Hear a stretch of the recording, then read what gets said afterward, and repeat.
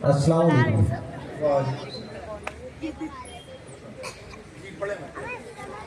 मतलब शुरू करता हूँ अपनी बात के।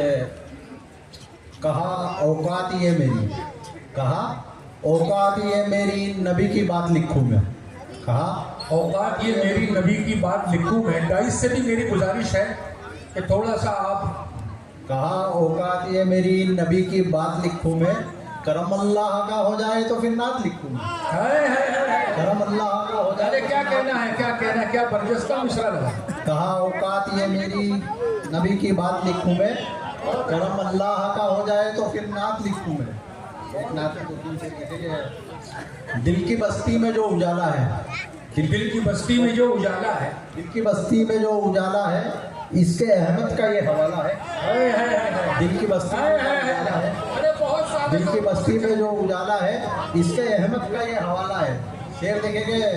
हस्र के दिन का डर नहीं मुझको, हस्र के दिन का डर नहीं मुझको, साथ मेरे तो कमली वाला है। साथ मेरे तो कमली अरे क्या वाला बात है। है, सुभान अल्लाह, सुभान अल्लाह। फिर पढ़ो, फिर पढ़ो। हस्र के दिन का डर नहीं मुझको, हस्र के दिन का डर नहीं मुझको, साथ मेरे तो कमली वाला। राजी करना है अगर खुदा तुमको, राजी करना है अगर खुदा तुमको। राजी करना है अगर खुदा तुमको, पंजतन की ही अपना माला है।